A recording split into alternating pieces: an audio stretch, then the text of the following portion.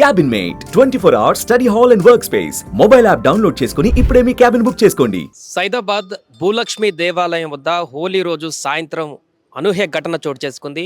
ఆలయంలోకి చొరబడ్డటువంటి ఒక అగంతకుడు యాసిడ్ బాటిల్తో చొరబడినటువంటి ఒక అగంతుడు దేవాలయంలో ఉన్నటువంటి అకౌంటెంట్ నర్సింగ్రావు పైన యాసిడ్ పోయడంతో ఒక్కసారిగా సంచలన ఘటన మారింది.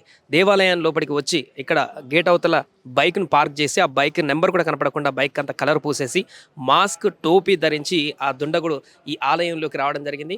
డొనేషన్ చేస్తానంటూ చెప్తూ ఆలయంలోకి ఎంటర్ అయినట్టుగా ఇక్కడ ఉన్నటువంటి వారు చెప్తున్నారు. అయితే ఇదే ప్రాంతంలో అకౌంటెంట్గా ఉన్నటువంటి ఇక్కడ కూర్చున్నటువంటి నర్సింగ్రావు ఎవరైతే ఉన్నారో ఇదే ప్రాంతంలో కూర్చున్నారు. ఇదే ప్రాంతంలో కూర్చొని దీనికి సంబంధించిన డీటెయిల్స్ అన్నీ కూడా ఆయన వివరాలన్నీ కూడా వచ్చినటువంటి ఆ దుండగునికి వివరిస్తున్నటువంటి సందర్భంలోనే ఊహించినటువంటి విధంగా ఒక్కసారిగా తనతో పాటు తెచ్చుకున్నటువంటి బాటిల్లో యాసిడ్ బాటిల్ని తీసి జేబులో నుంచి తల మీద పోసినటువంటి ఘటన ఒకసారిగా సంచలనంగా మారింది. సీసీ ఫుటేజ్లో మనం క్లియర్గా చూడొచ్చు. ఇక్కడ కూర్చున్నటువంటి అకౌంటెంట్ నర్సింగ్రావు పైన ఆ బాటిల్ మూతి తీసి హ్యాపీ హోలీ అంటూ కూడా యాసిడ్ అంతా కూడా అతని నెత్తి మీద పోయడంతో ఒక్కసారిగా తీవ్ర గాయాల పాలయ్యారు. ప్రస్తుతం ఆయన యశోద్ హాస్పిటల్లో చికిత్స పొందుతున్నాడు నర్సింగ్రావు.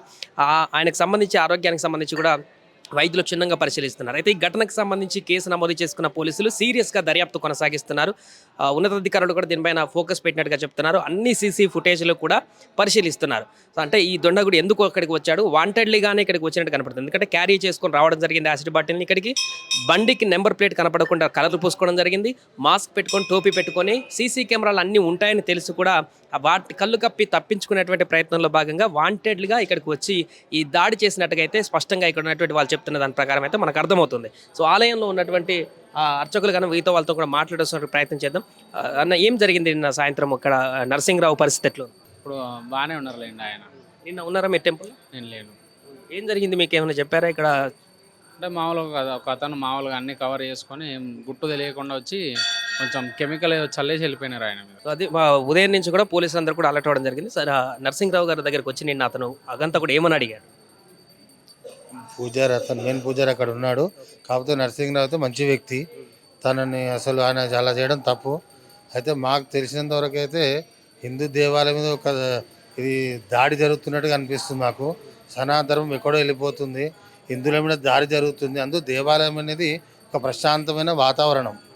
అందరూ కూడా ఎంతోమంది ఎంతో కష్టాలు బాధల గురించి ఇక్కడ వచ్చి కష్టాలు ఎంతంటే అమ్మవారు సాక్షాత్తు నేను చూసినంత వరకు ఇక్కడికి రావటం కూడా 10 సంవత్సరాలు అవుతుంది.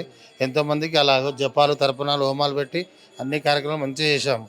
ఆ నరసింహరావుతో మాకు ఏ విధంగా హెల్ప్ చేశారంటే ఒక తండ్రి మాదిరిగా సార్ అనగానే గతం ఏదంటే మాకు అందించేవాడు. అంత మంచి మనిషి మీద దాడి చేశారంటే ఇవాళ ఒక సనాతన ధర్మం మీద దాడి జరుగుతున్నట్టు అనిపిస్తుంది. ధర్మం మీద దుండగుడు పరిస్థితి మనం చూస్తే మాస్క్ పెట్టుకున్నారు, క్యాప్ పెట్టుకున్నారు, బండికి నెంబర్ కనపడడం కలర్ పూసుకున్నారు. అంటే వాంటెడ్గా ఇక్కడ దాడి చేయడానికి వచ్చినట్టు కనపడుతుంది. అంటే పర్సనల్గా నర్సింగ్రావుకి ఏమైనా శత్రుత్వాలు ఉన్నాయా? ఆయన అట్లాంటి విభేదాలకు సంబంధించిన వ్యక్తిత్వాలు ఏమైనా? ఇంటర్నల్గా మాకు తెలియదు. ఇక్కడ దేవాలయం వరకు మాత్రం తను మంచి వ్యక్తి. బయట విషయాలు మాకు ఆయన కుటుంబంలో తెలియదు కానీ అతనికి కానీ మంచి వ్యక్తి. మొత్తం నరసింహరావు మంచి వ్యక్తి. అదైతే మేము చెప్పగలుగుతాము. ఆయన దాడి జరిగిందంటే మాకు ఎంతో బాధ అనిపించింది.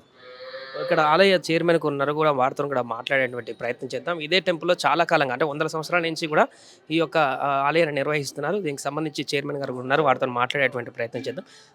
సార్, నిన్న సాయంత్రం జరిగినటువంటి ఘటనకు సంబంధించి దర్యాప్తు పోలీసులు కొనసాగిస్తున్నారు. ఎంతవరకు వచ్చింది? పోలీసులు వాళ్ళు 5 టీమ్స్ కంటిన్యూగా చేస్తున్నారు. రాత్రి 12-1 గంట వరకు కూడా మేము పోలీస్ స్టేషన్లో ఉన్నాము.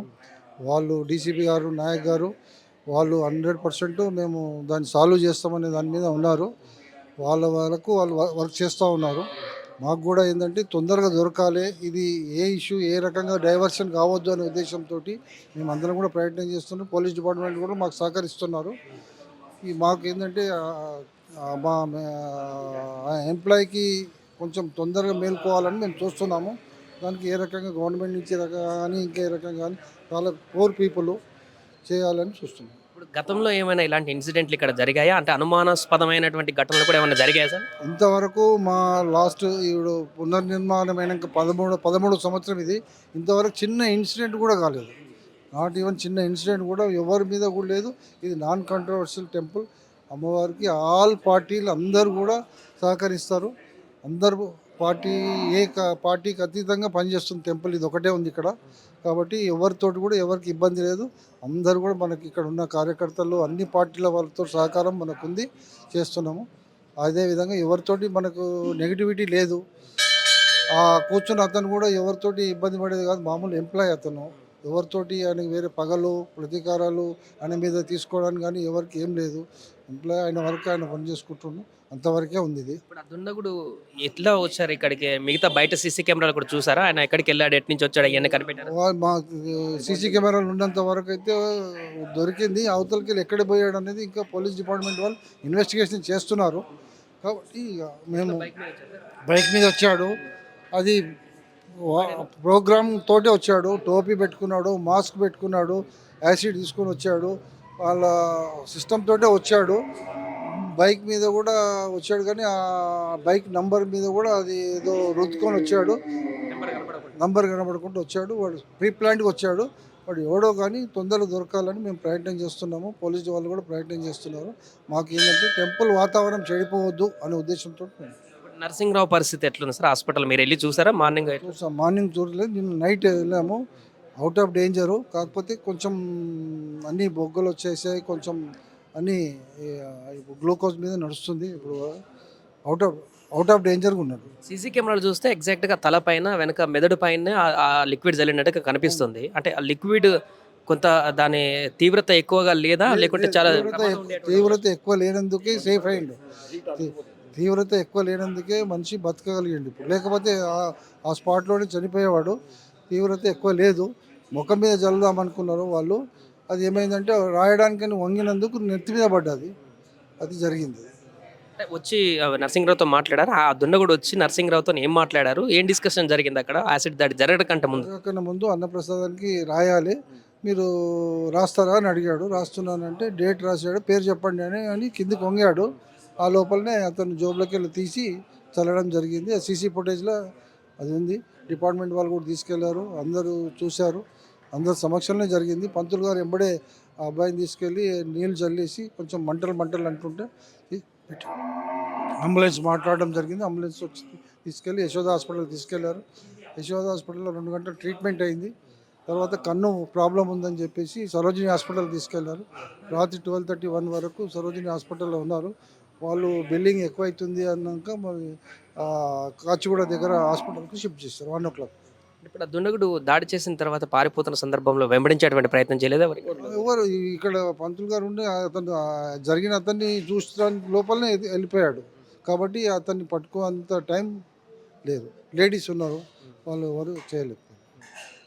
అది ఆలయ ప్రధాన అర్చకులు వారు కూడా ఉన్నారు. ప్రత్యక్ష సాక్షిగా ఉన్నటువంటి ఆయన అంటే ఈ ఘటన నైట్ జరిగినప్పుడు ఈయన ఆలయంలోనే ఉన్నారు. అయ్యగారు కూడా వారితో కూడా ఒకసారి మాట్లాడేటువంటి ప్రయత్నం చేసి ఏం జరిగింది, ఏం కథ అనేటువంటి దానికి సంబంధించి కూడా అయ్యగారు ఏం జరిగింది రాత్రి దుండగుడు వచ్చిన సందర్భంలో మీరు ఉన్నారు కదా, ఎట్లా జరిగింది?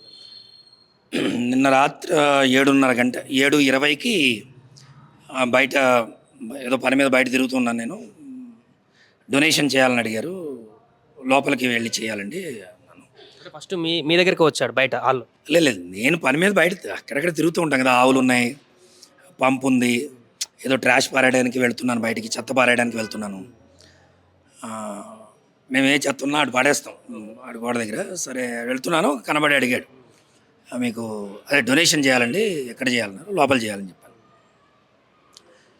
ఆయన లోపలికి ఎప్పుడు వచ్చారో తెలీదు. మేము మళ్ళీ నేను అటు ఇటు తిరిగి అమ్మవారికి ధూపం వేయడానికి పిడకలు అవి వెలిగించుకొని మంట పెట్టుకున్నాము. పిల్లలు, నా శిష్యులు అందరం కూర్చున్నాము.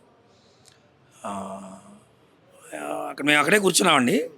మాతో పాటు ఇంకో నార్మల్ భక్తులు, రెగ్యులర్ భక్తులు ఒక ఆయన ఎల్లో కలర్ టీషర్ట్ వేసుకుని ఉన్నారు. అంటే మేము వీడియోలో చూస్తున్నాము, అందుకని ఎల్లో కలర్ అని చెప్తున్నాం. ఆయన అక్కడే ఉన్నారు. మేము ఒక 4 ఉన్నాం అక్కడ. ఏదో రాయిస్తున్నారు అంతే అనుకున్నాము. తర్వాత హ్యాపీ హోలీ అన్నప్పుడు అటు తిరిగాం, చూస్తున్నాం. కానీ 2 నిమిషాల తర్వాత ఆయన మంటలు అని అన్నాడు. హ్యాపీ హోల్ అన్నప్పుడు కూడా అదే నార్మల్ లిక్విడ్ కావచ్చు అనుకుని ఉన్నారు.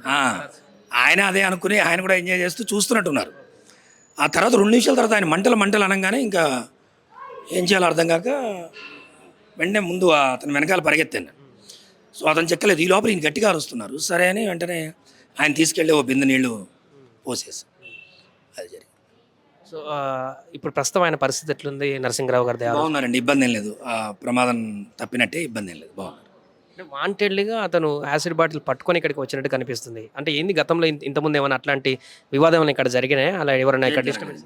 ఎప్పుడు చాలా ప్రశాంతంగా ఉంటుంది. అమ్మవారు 100 సంవత్సరాలు అయింది వెలిసి. చాలా శక్తి సంపన్నురాలు ఆవిడ.